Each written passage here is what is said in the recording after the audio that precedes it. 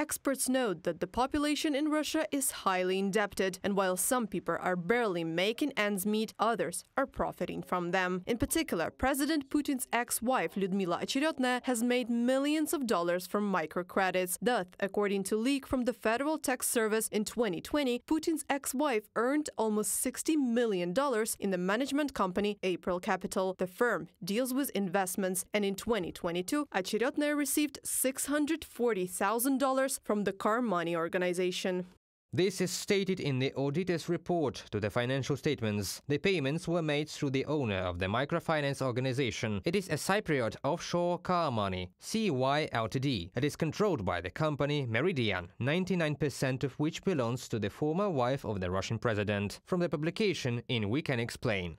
Russians are increasingly taking out loans just to live up to their salaries. At the end of the third quarter, the volume of microloans issued reached a historical record at almost 350 billion rubles. Almost 20 million Russians in the third quarter of 2023 took microloans, and the volume of loans issued in October increased by almost 24%, according to Rosstat. Most often, Russians take loans from 10 to 20,000 rubles. Overall, half of bank clients take loans, according to the researchers of the portal Banki.ru. Payday loans are often taken by people whose monthly income does not cover their current needs. The growth of such loans may be an indirect sign of growing problems in the economy. People's incomes are not growing very fast, and often they do not have enough for everyday consumption or to pay other loans. Moneyman study from BBC News Russian service. The level of retail lending is growing by more than 20% a year, while household incomes are increasing by 2% at best, experts say, but it is closer to the worst-case scenario. Hence, like a snowball, there is an increase in the debt burden of the population. As a result, people often take new microloans to close old loans, not for consumption, but for repayment of debts, which appeared due to the fact that incomes did not grow. Andrei Barkhata, financial market expert, in an interview with BBC News Russian service.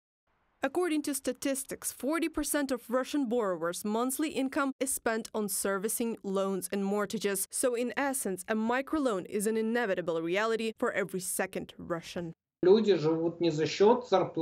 number of families that have taken 3 or more loans has already increased by at least 2 million this year. This shows that survival is really due to loans. And when you live off your loans, the scheme is simple. You took a loan, and to cover it, you take another loan. But when the central bank raises the lending rate, it turns out that it is more expensive to borrow money. It becomes more difficult to cover the previous loan with a new one.